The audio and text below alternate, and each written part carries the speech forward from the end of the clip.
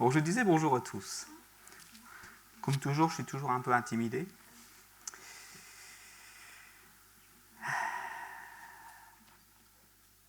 Être inspiré. Jean Bernard nous disait à l'instant que Dieu peut mettre dans nos cœurs, que ce soit pour Jean Bernard, pour moi-même, pour Thierry, enfin pour ceux qui apportent, quoi. C'est pas toujours évident. Des moments, Seigneur, qu'est-ce que nous pouvons apporter à l'Église qui pourrait les encourager, les aider à continuer dans le cheminement, dans la foi. Alors, je regarde un peu à mon vécu et à mes débuts, comme dans l'état actuel des choses. Mais il y a une chose qui m'est venue, que Dieu m'a donnée et que j'ai failli perdre. Eh oui, j'ai failli me le laisser voler, disons les choses. Et qui m'a donné tout de suite le jour où j'ai dit oui à lui, où je lui ai dit d'accord, je crois en toi, je mets mon espérance en toi. Il m'a donné quelque chose qui pour moi je dois le garder précieusement car c'est un cadeau. Je ne sais pas pour vous le jour où vous avez rencontré le Seigneur, ce qu'il vous a donné tout de suite, peut-être que c'est la guérison, je ne sais pas.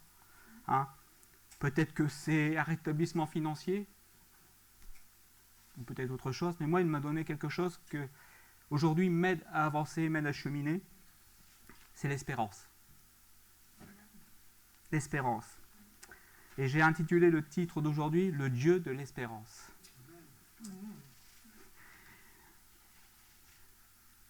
Une année se termine, je ne sais pas pour vous comment elle a été. Une autre va commencer, bien sûr, où on va mettre l'espérance à nos prières. Peut-être qu'ils n'ont pas été exaucés cette année, peut-être qu'ils seront exaucés l'année prochaine, je ne sais pas. Dieu est souverain. Il sait ce qui est bon pour nous. Cela ne doit pas nous empêcher de continuer de prier, bien sûr, et de demander. Surtout quand c'est sa volonté. Pourtant, il faut toujours garder l'espérance. Et je voudrais commencer par donc, ce passage dans la Bible, un verset. Dans 1 Corinthiens 13, verset 13, vous connaissez certainement parce que dans ce chapitre, on parle de l'amour. Hein, et c'est le dernier verset de ce chapitre. En somme, 3 choses demeurent. La foi, l'espérance et l'amour. Mais la plus grande d'entre elles, c'est l'amour. Amen. Oui. Oui, la plus grande d'entre elles, c'est l'amour. Pourquoi ? La foi, un jour, on n'en aura plus besoin. L'espérance, on n'en aura plus besoin.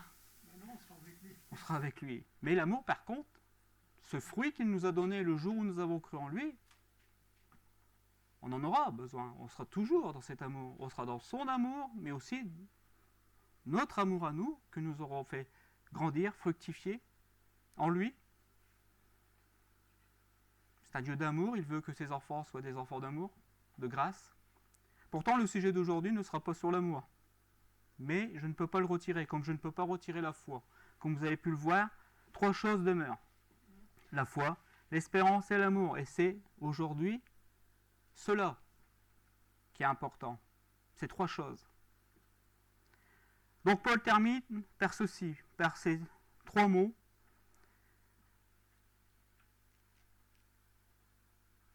Mais je voudrais aujourd'hui plus spécifiquement m'appuyer sur ce qu'il m'a été donné à moi un jour et ce que j'espère vous avez reçu aussi, c'est l'espérance. Dont nous avons tous besoin, comme la foi. La foi nous a été donnée aussi. Certes, par moments nous pouvons dire « il me manque de la foi ou j'ai pas la foi ». Oui, je dirais qu'il y a plusieurs formes de foi. Mais il y a la foi qui a été donnée. La foi de quoi ? De croire en lui. De l'accepter comme Seigneur et Sauveur. Cela aussi nous a été donné parce qu'un jour nous avons ouvert notre cœur. Et je crois que c'est le problème de beaucoup de personnes aujourd'hui, c'est qu'ils ont peur d'ouvrir leur cœur. Moi, j'ai eu la chance, je peux dire ça comme ça, de rencontrer le Seigneur dans mon lit. Je dis toujours dans mon lit parce que je lisais beaucoup la Bible le soir, quand on me l'avait donnée, et j'étais dans ma chambre généralement. Il n'y avait pas d'église. Il n'y avait personne pour m'influencer. J'étais, j'oserais dire, pour parler comme les jeunes, de mano à mano. J'étais, bon, mon épouse à côté, certes, mais sinon j'étais seul. J'étais pas sur une quelconque influence. Ou plutôt, si. La Bible. Que je lisais, ce serait trop long à vous expliquer parce que ça fait partie de mon témoignage, mais qui m'a invité à tourner mon regard vers celui qui est l'auteur de l'espérance, qui est l'auteur de la foi, qui est lui-même amour. C'est pour ça que c'est important de la lire. Donc aujourd'hui, nous mettrons l'accent sur l'espérance, même si quelque part je parlerai aussi de la foi et de l'amour. Je crois que l'un ne va pas sans l'autre.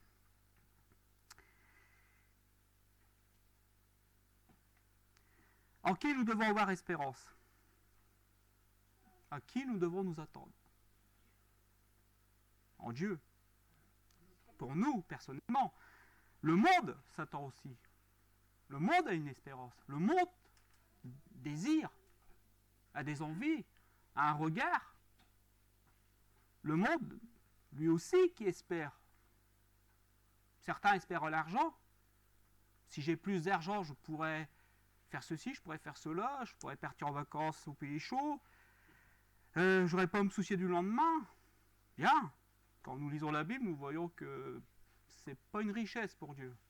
Je ne vais pas blâmer ceux qui ont de l'argent. Tant mieux s'ils en ont. Je voudrais simplement leur rappeler que c'est pas ça qui donnera leur éternité ou qui va les justifier, ou qui sont plus bénis que d'autres. Loin de là. Attention. Il y a aussi l'espérance, je dirais, qu'on peut mettre dans des hommes. Les hommes politiques.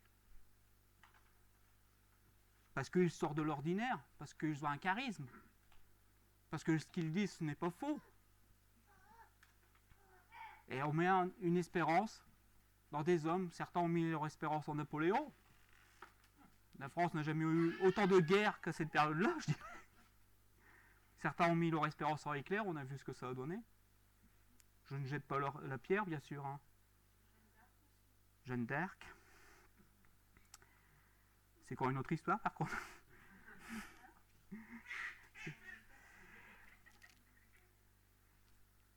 J'ai entendu une fois une personne qui disait, et un homme connu à l'époque, ça remonte, c'était une période où, c'était pas le coronavirus, mais c'était une autre période difficile, qui est toujours présente d'ailleurs, c'était une période où le terrorisme avait vraiment donné de l'ampleur. Et cette personne, je sais qu'il était haut placé à l'ONU, disait comme ça, mais qui va venir nous sortir de là? Quel est l'homme qui va venir nous sortir de là? Je peux vous dire que cet homme ne va pas tarder à arriver, s'il n'est pas déjà là, d'ailleurs. Hein? Mais voilà, ça reste un homme. Hein? Le problème, c'est que cet homme ne sera pas forcément sous une bonne influence. Donc, nous voyons que l'espérance, tout le monde, là, même le monde. Mais nous, en qui nous avons eu? En qui nous mettons, je dirais, cette espérance? Et qui nous la donne? Déjà, d'une, c'est Dieu qui nous la donne. C'est pas nous qui avons. Moi, l'espérance qui est venue dans mon cœur, moi qui étais quelqu'un, à l'époque, on pourrait dire négatif, ou d'un naturel, je dirais, négatif, quand j'ai reçu cela, cette espérance, ce regard nouveau, j'oserais dire et employer ce mot, cette vision nouvelle, qui m'a aidé à cheminer, à avancer, que ce soit dans les épreuves, dans les difficultés, qui ne m'a pas empêché de me tromper à des moments, car ça m'est arrivé. Hélas, ça n'a pas non plus empêché de pécher. Mais toujours avoir ce regard qui m'a donné à avancer, à cheminer, à me remettre en question, parce que j'avais un objectif à atteindre. Hier, avec mon gamin, je regardais un petit film, vous le connaissez certainement, c'est Le Voyage du Pèlerin. C'était une nouvelle version, j'ai beaucoup aimé, et je me suis dit, c'est bon, ce que j'apporte aujourd'hui, c'est très bien. Ça m'a confirmé un peu. Alors, comme je vous disais, c'est Dieu qui donne l'espérance. Et je vais vous lire ce passage dans Romains 15, verset 13, mais j'ai envie de vous le lire comme une prière pour vous. Je vais la tourner comme une prière pour vous tous, comme pour moi-même, mais en même temps, c'est le passage.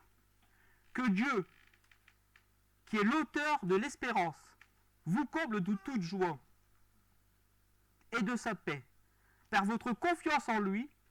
Ainsi votre cœur débordera d'espérance par la puissance du Saint-Esprit. Et je rajoute dans le nom de Jésus. Il est important de rajouter dans le nom de Jésus. Rajoutez dans le nom de Jésus à chaque fois qu'il y a une promesse pour vous et que vous la disiez. Parce qu'en lui, nous avons toutes choses. Vous demanderez en mon nom. Et vous recevrez, surtout quand c'est dans la volonté de Dieu. Et c'est sa volonté. Donc, je n'ai pas à me tromper, je n'ai pas à me soucier. Recevez. Recevez pour cette fin d'année, recevez pour l'année prochaine. C'est pour vous. Comme pour moi.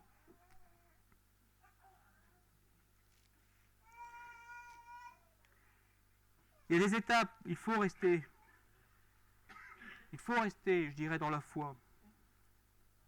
C'est important. Et la première des étapes, je vais peut-être les dire dans le désordre, vous m'en excuserez. Moi, j'ai mis comme ça me venait. Hein. C'est déjà de rester dans la foi. Et on va lire dans Colossiens 1, verset 23. Vous verrez, c'est des passages qui sont courts, mais il vous faut bien sûr demeurer dans la foi. Elle est le fondement sur lequel vous avez été établis. Tenez-vous-y fermement, sans vous laisser écarter de l'espérance qu'annonce l'Évangile. Si nous demeurons dans la foi fermement, et dans la foi de ce que nous avons entendu de l'Évangile, je répète, si nous restons dans la foi que nous avons entendu de l'Évangile, car aujourd'hui il y a beaucoup d'évangiles, beaucoup de formes d'évangile, même, hélas, chez les chrétiens.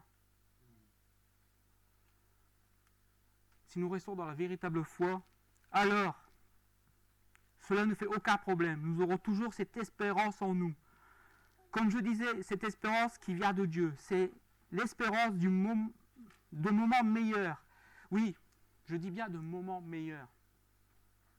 Est-ce la volonté de Dieu que nous soyons toujours, je dirais, dans nos difficultés, dans nos problèmes? Moi, je ne le pense pas. Personnellement, je ne le pense pas. C'est pour ça que je prie toujours. Même si on me dit quelque chose comme, je sais pas, par moment, il y a des choses qui sont dites, moi, je refuse. Non.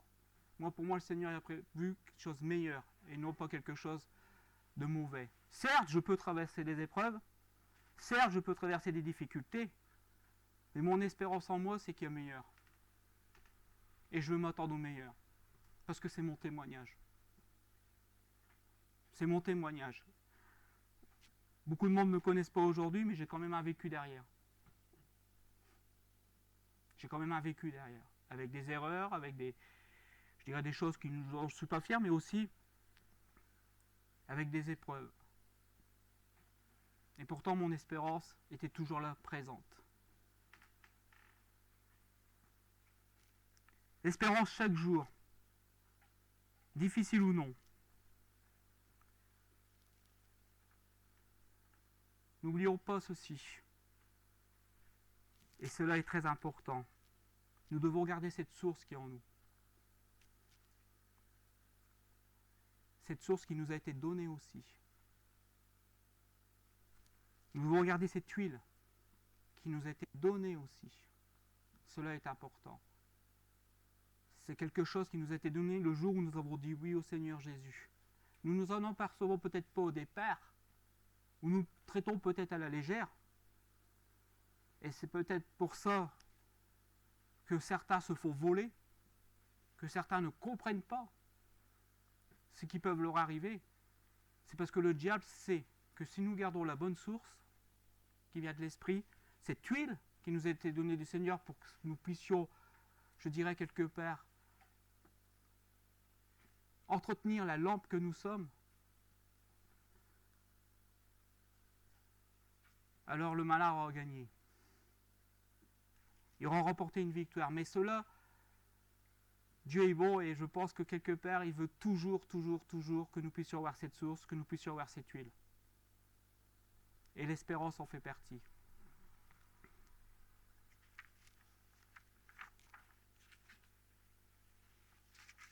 Restez ferme. Je vais le redire plusieurs fois dans mon message. Restez ferme. Qu'est-ce qui vous a été volé? Deuxième point, je dirais que quelque part, nous devons renouveler notre intelligence. C'est quelque chose qui est important. On en parle souvent, et je pense qu'on en parlera encore. Parce que nous devons avoir une intelligence, mais une intelligence surnaturelle. L'intelligence de ce monde nous donnera toujours à regarder en fonction d'une économie qui est balbutiante, de personnes qui font le mal ou de personnes qu'en apparence font le bien. Mais nous devons garder cette intelligence qui ne vient pas de nous, mais qui vient de Dieu. Dans Éphésiens 1, 18, Éphésiens 1, verset 18. Qu'il illumine votre intelligence, afin que vous compreniez en quoi consiste l'espérance à laquelle vous avez été appelés. Quelle est la glorieuse richesse de l'héritage que Dieu vous a fait partager avec tous ceux qui lui appartiennent. Renouveler notre intelligence. Si nous ne méditons pas la parole, si nous ne prions pas, et là je vais mettre l'accent sur la prière, spécifiquement. Je sais que vous lisez tous la parole, je sais que vous la méditez, vous êtes assidus aux enseignements, c'est bien. Mais je pense personnellement, aujourd'hui, et si je vous parle de ça, c'est parce que au début de ma conversion, j'étais quelqu'un qui dévorait la Bible. Qui dévorait. Je l'ai dévorée. Je la mange encore d'ailleurs. Mais à l'époque, c'était... Par contre, côté prière,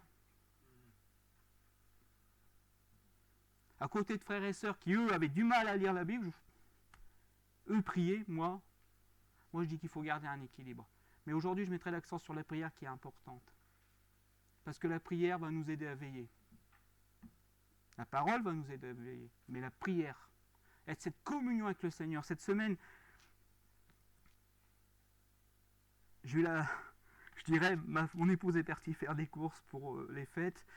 Et je me suis retrouvé tout seul dans la maison. J'ai une fille qui travaillait, un autre gamin qui travaillait aussi, et un autre qui était parti avec ses copains. Et je me suis retrouvé tout seul dans la maison. Et je me suis dit, allez André, on en profite.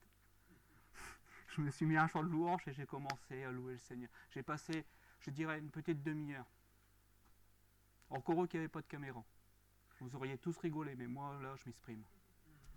Parce que à la rigueur des moments, j'ai du mal à faire. Là, je m'exprime. Et à un moment, c'est venu là, c'était présent là. Il y avait le Seigneur avec moi, je le savais. Il y avait cette joie qui est venue, ces louanges qui sont venues tout seuls. Et un peu comme David quand il disait, je me humilierai autant qu'il faut devant le Seigneur. Je me humiliais devant lui, mais je le louais. Et j'ai passé un excellent moment. Tout seul. Tout seul. N'hésitez pas. Faites-en autant. Soit vous allez dans votre lieu secret, soit, ce qui est important aussi, parce que je le fais, hein. Mais soit quand vous voyez qu'il n'y a plus personne dans la maison, allez-y, prenez, je sais pas moi, une demi-heure et commencez à louer Dieu. Laissez-le venir en vous. Vous verrez, il y a des choses qui vont partir. Il y a des choses qui vont se dégager. Vous allez être en sa présence. Et même à un moment, vous n'aurez même plus rien à dire. C'est là, c'est bon, c'est impeccable. C'est pas la peine de sortir beaucoup de mots. Simplement sa présence. Priez.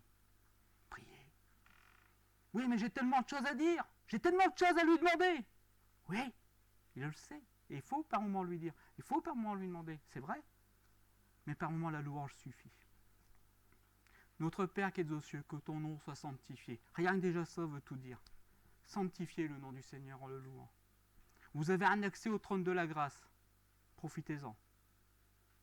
Problème, est-ce qu'on en profite autant qu'il le faut? Est-ce que le chrétien en profite autant qu'il le faut? Priez. Je mets l'accent sur la prière et je pense que cette année, ça va être très important. C'est personnel.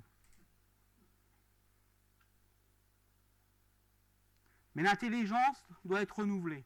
Et pour ça aussi la lecture de la parole. Mais aussi, ce qui est important, c'est d'être assidu dans les messages. Je sais que beaucoup d'entre vous, et même moi, je ne vous cache pas que cette année, je n'ai pas regardé beaucoup de messages sur Internet. Alors que ma femme me disait, tu es toujours en train de regarder un message. Il y a quelques années, c'était comme ça. Je regardais beaucoup de messages. Puis un jour, je me suis dit, non, allez, André, maintenant, il faut être assidu aux messages qui sont donnés par nos frères et sœurs, mais aussi, quelque part, lire la parole. C'est bien ce que les frères nous apportent, c'est très bien, mais moi, je veux être devant le Seigneur. Je veux que ce soit lui qui me parle maintenant. Et ça, c'est important. Et pour être renouvelé dans l'intelligence et pour voir le discernement des temps d'aujourd'hui, je repense à ce que notre frère Thierry nous a apporté il y a quelques temps. Isaacar, c'est ça, je ne sais plus. C'est ça, Isaacar. Ils avaient les discernements des temps. Ben, je pense que si nous voulons avoir le discernement des temps, il faut renouveler notre intelligence. C'est beau de dire qu'on arrive dans la fin des temps.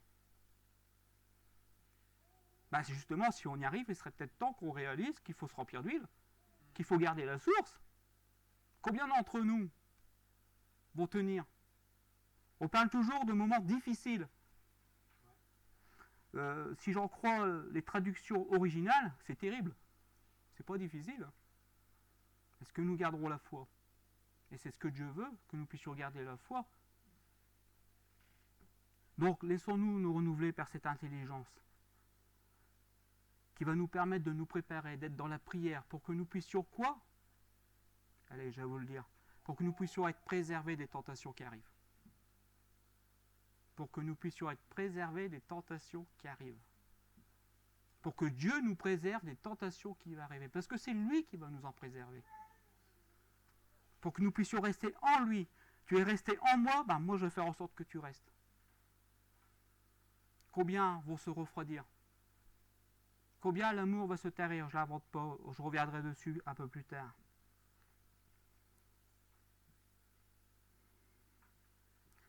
Beaucoup de choses ont été annoncées depuis longtemps, certes. Mais que ce soit dans le début de l'ère chrétienne, comme ce soit aujourd'hui, tous les chrétiens avaient le devoir de se tenir dans un renouvellement de l'intelligence pour comprendre les temps. Il y a eu un temps du protestantisme où il a fallu revenir à la parole et non pas à des doctrines erronées. Ben aujourd'hui, il y a un autre temps. Et si nous n'avons pas l'intelligence pour le voir, et je crois que le frère qui est venu, Hervé Guillois, nous a dit examiner toutes choses. Vrai ou faux? Je n'invente pas. Il a bien dit. Et que notre Église devrait examiner toutes choses. Alors n'ayons pas peur d'examiner toutes choses. N'ayons pas peur de regarder à la lumière de la parole, dans la prière, et que le Seigneur puisse nous éclairer pour que nous puissions rester dans sa volonté, et non pas dans la nôtre. Ou alors, je dirais, sans vouloir offenser personne, bien sûr, dans une volonté d'une église, d'une forme d'église, je dirais, mais qui n'est pas forcément l'église du Seigneur. N'oublions pas qu'avec Dieu, tout est possible. Est-ce que Dieu veut ruiner l'espoir de tous ses petits? Non. Nous sommes ses enfants. L'Éternel est un refuge pour nous. C'est pour ça qu'il est important de rester, je dirais, dans ce renouvellement de l'intelligence, dans la prière, dans la lecture de la parole. Et je pense que cela, de plus en plus, ça va vous être rappelé, pas seulement par moi-même. Nous pouvons lire dans le psaume 14, verset 6, « Pensez-vous pouvoir ruiner l'espoir des petits? L'Éternel est leur refuge. » Quel est votre refuge aujourd'hui? Est-ce les pensées du monde? Est-ce, je dirais, les œuvres du monde? Qui sont pour certains, j'y vois pas de mal, personnellement. Mais malheur à qui se confie en l'homme. Dieu pourra utiliser des choses du monde pour venir en notre aide. Mais c'est toujours vers lui que nous devrons avoir notre espérance. Le problème aujourd'hui, c'est que, par moment, avant d'aller chez le médecin, on devrait d'abord prier quand on est malade. Attention, je ne dis pas qu'il ne faut pas aller chez le médecin. Bon entendeur. Je dis simplement, est-ce que vous priez avant d'aller chez le médecin? Est-ce que vous remettez le symptôme? Je ne sais pas, parce qu'après le médecin peut diagnostiquer le problème, mais Père, voilà, il y a ça. Je te le remets au trône de ta grâce. Après, on peut aller chez le médecin, mais on s'est déjà confié en lui. Le médecin nous donnera peut-être le médicament, le remède, pour que nous puissions aussi en être soignés et guéris. Ou alors il vous donnera envie de dire non, j'ai envie de persister vers la foi. Je me souviens une fois où j'ai eu une douleur qui a démarré du bas jusqu'ici. Pareil, c'était une sciatique. Je sais pas. J'ai refusé. J'avais pas envie d'aller chez le médecin, alors j'ai commencé à prier. Et en priant, je sais pas, j'étais là. Tu vas t'en aller. Tu vas t'en aller. Et je tapais sur ma hanche. Bah, la douleur, elle est partie. Et je n'ai plus eu de problème. Je ne dis pas que si ça n'aurait pas continué, je n'aurais pas été chez le médecin. Mais j'ai voulu d'abord faire grandir ma foi. Encore une fois où j'ai été souffrant, et Dieu sait que quelque part je suis un orgueilleux de ce côté-là, parce que j'ai pas envie d'arrêter de bosser. Moi, aller travailler, c'est peut-être que ça vient de mon père, je sais pas. Et j'étais vraiment, je sais pas ce que c'était. Et en partant, je fais, Seigneur, c'est ta volonté. Je vous explique pourquoi, parce que j'ai eu une fois où j'étais vraiment carbiné, là j'ai pas pu aller travailler, j'ai dû être humble puis dire Seigneur, je m'en remets à toi, mais je vais chez le médecin quand même. Mais là, j'étais vraiment pas trague aussi. Et au fur et à mesure que je priais, Seigneur, je vais t'arranger les choses. Je suis monté dans ma voiture, je suis arrivé au boulot. Un léger mieux. Je suis allé, il faut continuer. Je continue à prier. Je sors, je mets mon toile bleu, donc je sors, je vais pour ma machine, et au fur et à mesure que je m'avançais, ça commençait à aller mieux. J'ai travaillé, j'ai plus rien senti, le lendemain, j'avais plus rien. J'étais de nuit en plus à ce moment-là. Je suis rentré, ça allait. J'avais plus aucun symptôme. Donc je dis qu'il y a des moments, il faut combattre. Hein. Donc je répète, j'ai rien contre les médecins, vous pouvez aller chez le médecin, mais il y a des moments, il faut combattre. Dieu ne laisse pas donc ses petits et ceux qui mettent leur espérance en lui.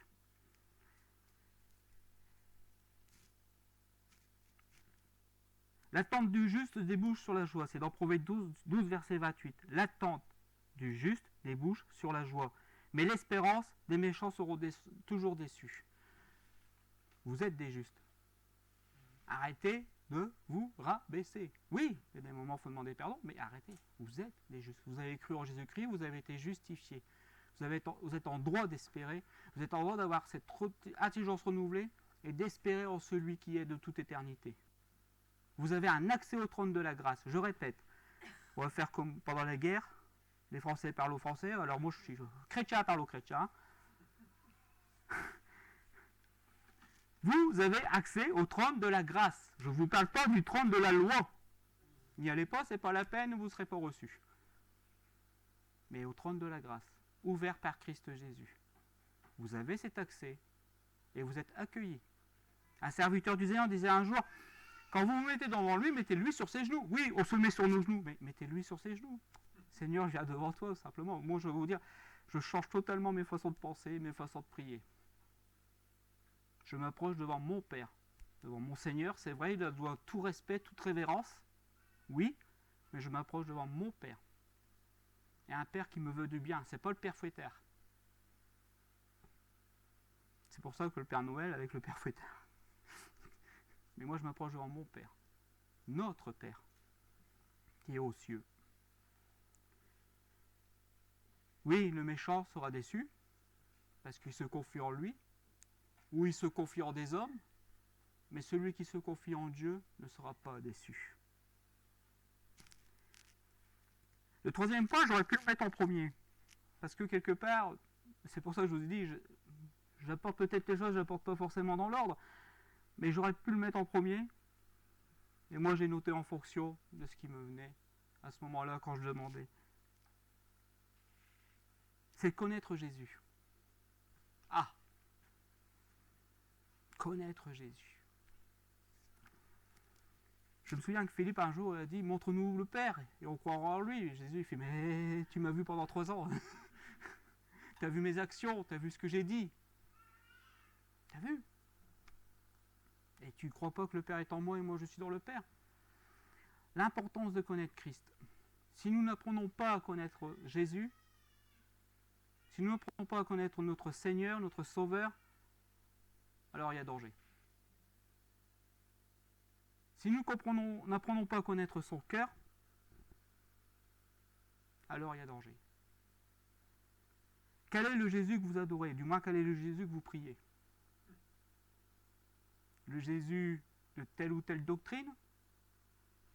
Ou c'est lui qui est venu en chair pour nous sauver? Souvent on parle d'idolâtrie. Hein? Attention à qui on fait révérence. Moi je suis catholique, moi je suis protestant, moi je suis évangélique. Oui. Orthodoxe, oui. Moi, pour moi, personnellement, aujourd'hui, je peux vous le dire, moi je voudrais être disciple. Moi je voudrais être disciple et je voudrais plaire à mon Seigneur et je prie pour celui seul qui peut m'aider, c'est-à-dire Christ Jésus qui est venu en chair. Et par lui et en lui, j'apporte l'adoration qui est en mon Père qui l'a envoyé. Attention, c'est important de connaître Christ. Non pas connaître une doctrine, mais même s'il y a une bonne doctrine, hein, je ne retire pas, hein, attention, il y a une bonne doctrine. Hein. Mais attention, et ça c'est important. Et pour le connaître, vous le savez, j'en ai parlé tout à l'heure, c'est déjà la prière, la parole. D'accord? Mais aussi, et j'allais plus loin, à travers mes frères et mes sœurs. Vous avez tous, sans exception, une connaissance de Christ. Si vous dites que vous ne connaissez pas Christ, vous serez des menteurs. Si vous dites que vous le connaissez entièrement, vous serez des menteurs aussi. Vous, moi aussi, hein, je m'inclus. Un bon entendeur. Mais vous êtes tous l'image de Christ. Vous le connaissez chacun par votre vécu, par votre méditation biblique, par le moment que vous passez dans la prière. Le moment que vous passez dans la prière chez vous, venez enrichir l'Église avec. Donc, je ne peux pas dire, quelque part, je ne peux pas connaître Christ à travers mes frères, à travers mes sœurs. Si. À travers l'excellence de ce qu'il vous a donné. Si vous laissez le fruit qu'il vous a donné, ou les fruits, ou les talents qu'il vous a donnés, fructifier. Et vous pourrez rencontrer Christ même à travers chaque frère et chaque sœur. C'est un peu plus difficile. Parce qu'on a trop tendance à faire montrer la chair. Mais ça, il suffit de crucifier la chair à chaque fois. À chaque fois. Nous devons réaliser que nous avons un combat. Et le combat n'est pas contre la chair et le sang. Mais contre des principautés qui aiment bien tétiller notre chair parce qu'ils en ont l'influence. Et nous sommes des nouvelles créatures en Christ. C'est l'espérance qui est en moi. Le malin veut toujours nous tromper, n'oublions pas. Restons dans ce noyau. Vous savez, ce noyau qui confessent Jésus-Christ et qui ont le désir de faire sa volonté.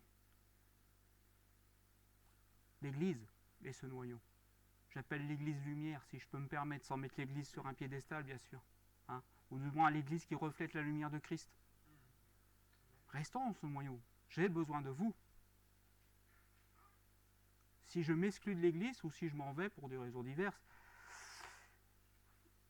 je dis attention. Combien, avec tout ce qui se passe, ont quitté les assemblées? Nos frères et nos sœurs qui viennent ici le disent. Je ne l'invente pas. Moi, je ne réalisais pas à ce moment-là l'ampleur des dégâts qu'il y avait eu. Et pourtant, restez, c'est possible. Hein. Si cela vous pouvez, rester attaché à un noyau qui confesse Christ, qui veut cheminer en Christ, qui veut faire la volonté de Dieu. Restez. Surtout ne partez pas. On dit toujours que le diable cherche qui dévorer, mais vous savez qui c'est qui était dévoré dans l'Ancien Testament? Qui c'est qui était abattu? Ceux qui étaient à la traîne. Ceux qui sortaient du peuple de Dieu. C'était ceux-là qui s'étaient tailladés. Si je peux me permettre aussi cela. Restez.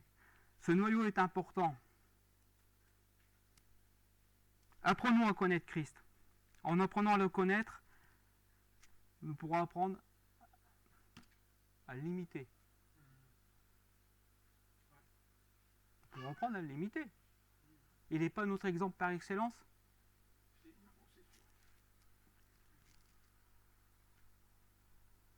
Il nous aidera à garder la foi, nous garderons l'espérance et nous garderons son amour.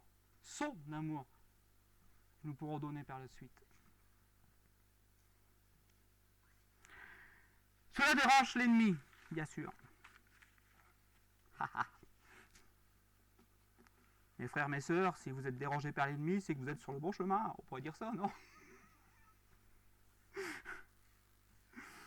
Lisons un peu dans Michée 7, verset 7. Quant à moi, je me tourne vers l'Éternel, je m'attends au Dieu qui me sauve. Et mon Dieu m'attendra. Tu n'as pas lieu de te réjouir en te moquant de moi, ô toi mon ennemi, car si je suis tombé, je me relèverai. Si je suis enfermé au milieu des ténèbres, l'Éternel est pour moi une lumière. Amen. Nous pouvons tomber. C'est pas une obligation. C'est pas une obligation. Cela peut arriver. J'ai tombé. Mais pas qu'une fois. J'avais un frère qui nous disait toujours, il s'appelait Jean, dans l'église de Merly, il disait toujours, oh, on peut tomber, mais on n'a pas le droit de rester à terre, il faut se relever. C'est vrai. Il avait raison. J'aime bien, par moments je me souviens de toujours ce qu'il disait, parce que je disais, c'est pas faux. Cela peut arriver, l'ennemi peut se réjouir quand nous tombons, car c'est ce qu'il veut. Ce qu'il veut, c'est que nous soyons où? À ses pieds. Quand Adam et Ève ont chuté, Dieu a dit quelque chose à Adam, il a dit, maintenant, tu retourneras poussière. C'est-à-dire que quelque part, tu vas être à un niveau où l'ennemi aura une emprise sur toi. Et Jésus nous a extirpés de ce niveau-là. Généralement, maintenant, nous qui sommes, je dirais, entre guillemets, sans avoir de mauvaise interprétation, ceux qui sont censés écraser la tête du serpent, donc nous sommes censés être au-dessus. Mais Satan veut nous voir où? En train de mordre la poussière. Pour être où? À ses pieds. Et quand la société qui va venir adorera la bête, c'est ce qu'elle va faire. Elle va se mettre dans la poussière pour l'adorer. Mais nous, non. Nous ne sommes pas appelés à rester dans la poussière. Le sang de Christ nous a relevés. Il nous a fait de ses enfants. Nous devons être debout. Donc nous devons nous relever. Oui, mon frère, oui, ma sœur, tu es peut-être tombé. Et je dis ça à tous. Moi, je t'invite à te relever aujourd'hui. Jésus t'aime, Dieu t'aime. Il n'a pas payé le prix pour que tu restes à terre. Et être entouré de frères et de sœurs qui nous le rappellent, parce que même moi qui vous parle, j'en ai besoin, fait du bien. Voilà encore l'importance de l'Église.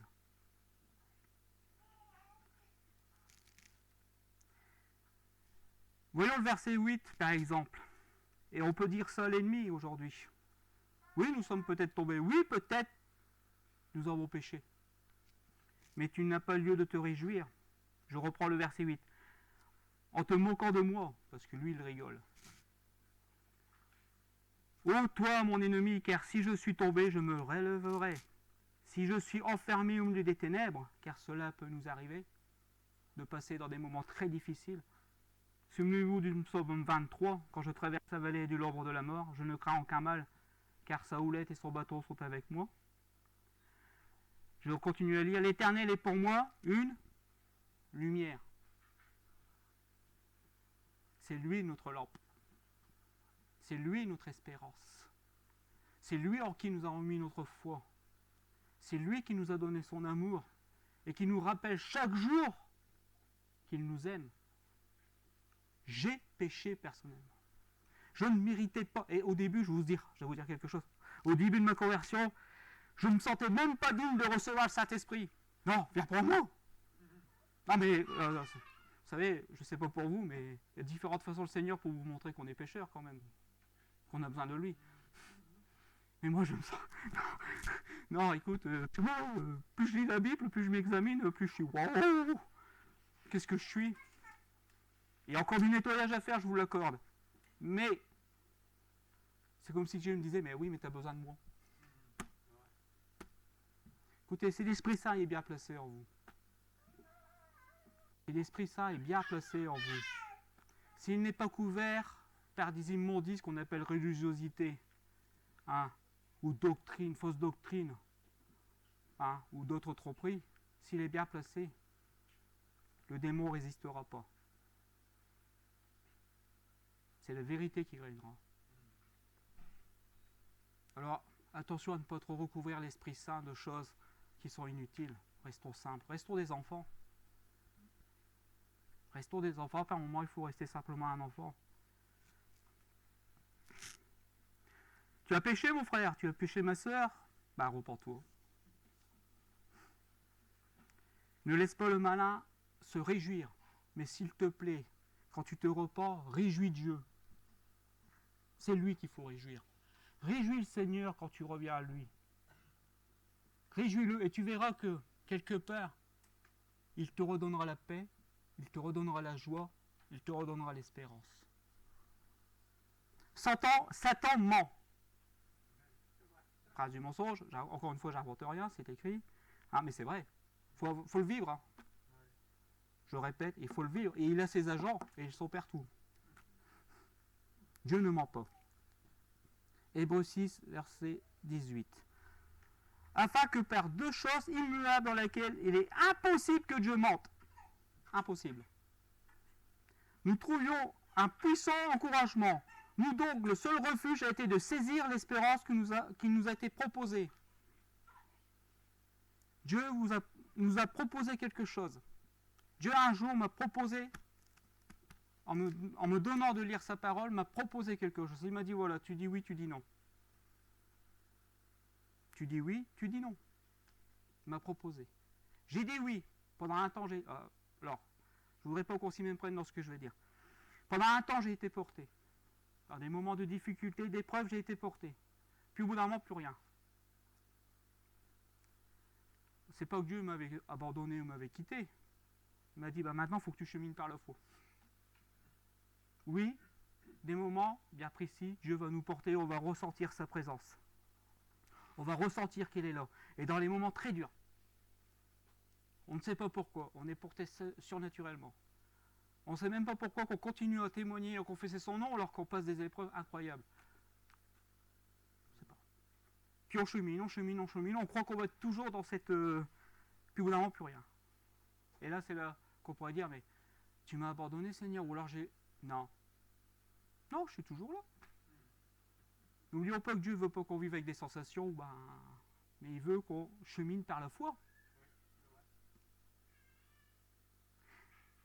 Quand j'ai compris ça, j'ai continué à cheminer. Mais Dieu me faisait des clins d'œil. Il y a des moments où je passais des moments dans la prière tout seul, ça me faisait du bien. Et je disais, c'est bon, ça va. Et des moments bien précis, où j'ai eu des passages de ma vie difficiles, où je pouvais monter, je me souviens une fois, il s'est passé un événement qui serait trop long à expliquer, qui ne me concernait pas directement. Mais ça m'avait touché, ça m'avait fait mal, et ça avait ébranlé un peu ma foi.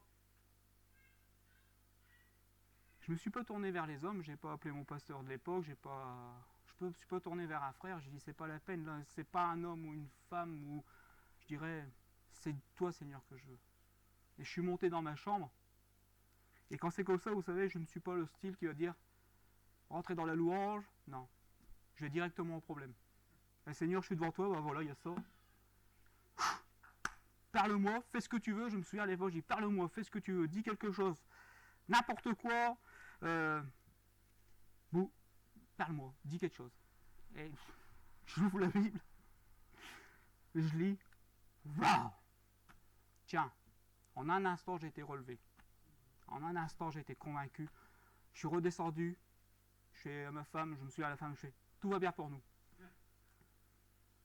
Tout va bien pour notre foi. Il n'y a pas de problème, Dieu est avec nous.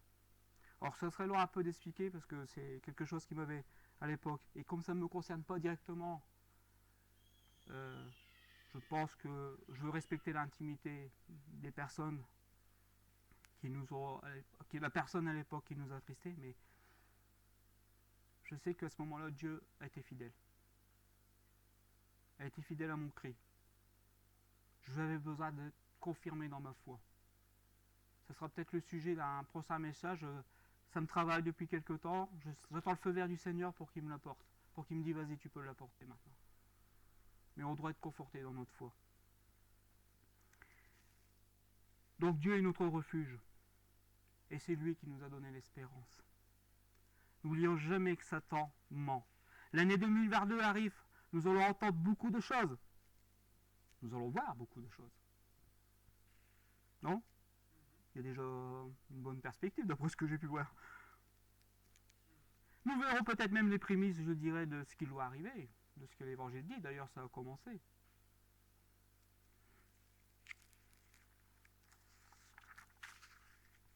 Peut-être qu'il reviendra dans 10 ans, car il faut nous tenir prêts. N'oublions pas que s'il nous demande de rester fidèles et s'il nous demande de tenir bon, s'il nous demande de garder ces trésors qu'il nous a donnés, car, vous savez, l'espérance, la foi, l'espérance et l'amour, c'est un trésor qu'il nous a donné. Je ne sais pas pour vous, mais pour moi, je vois les choses comme ça. C'est une corde à 3 fils. Je ne sais pas si vous avez déjà entendu parler. Je crois que c'est dans l'Ecclésiaste. La corde à 3 fils. Généralement, on l'utilise pour les mariages. Beaucoup de bergers qui l'utilisent. Mais moi, aujourd'hui, j'ai envie de dire, cette corde-là. La foi, l'espérance et l'amour. C'est une corde aussi.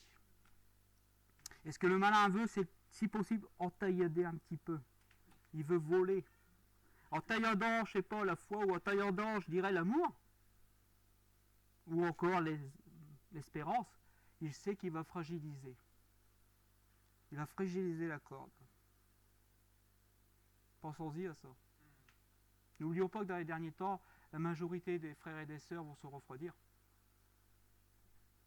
Leur amour pour Dieu, parce qu'ils regarderont plus facilement les richesses du monde, mais aussi leur amour pour leur prochain, et même pour le témoignage.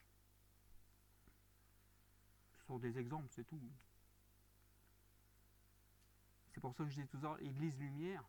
L'Église Lumière sera l'Église qui va tenir ferme, qui va faire la différence dans ces temps difficiles. Où l'homme regardera de plus en plus à son nombril. L'Église, elle, regardera de plus en plus à essayer de sauver des âmes. À prier pour ces âmes. Mais aussi à prier pour rester ferme dans la foi.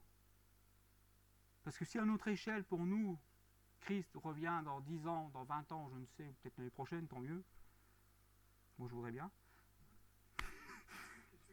C'est personnel, là. Libre à vous, hein.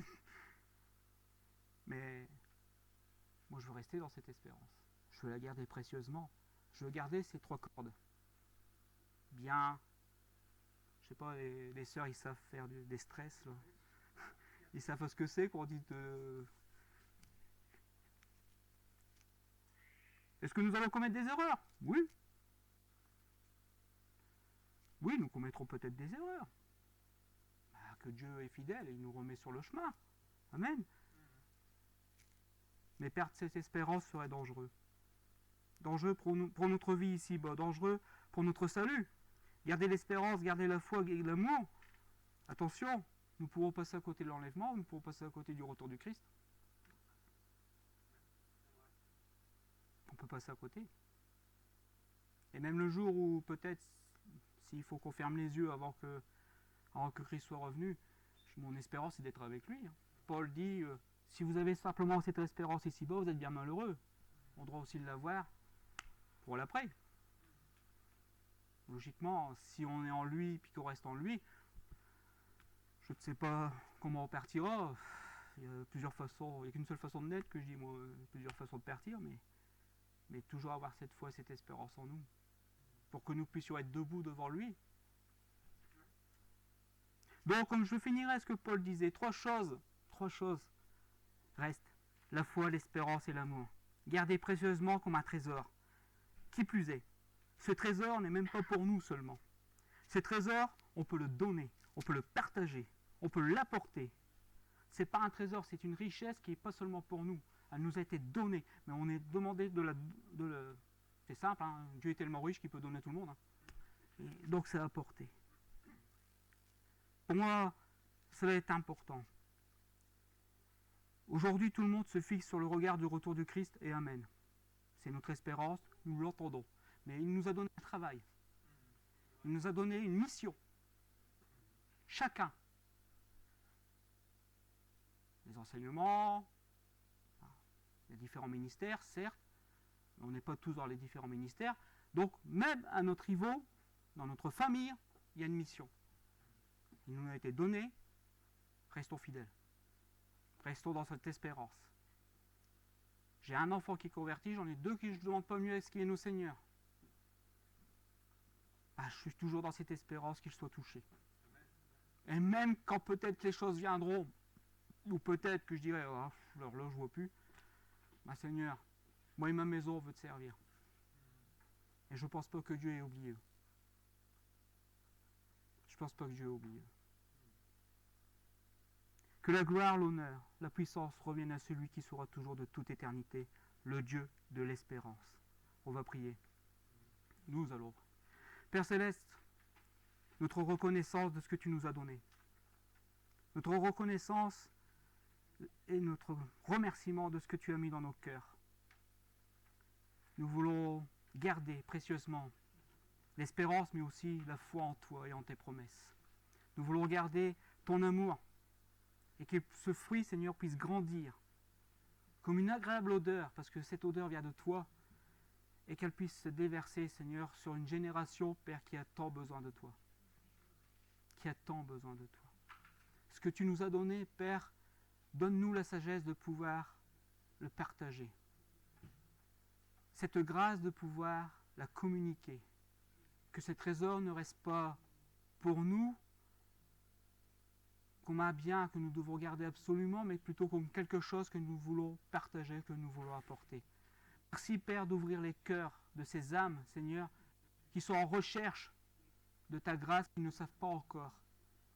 Et mets sur le chemin, sur notre chemin de mes frères, de mes sœurs, comme de moi-même, ces personnes qui sont en recherche et qui ont soif. Et que ton nom en soit glorifié pour les siècles et les siècles. Amen.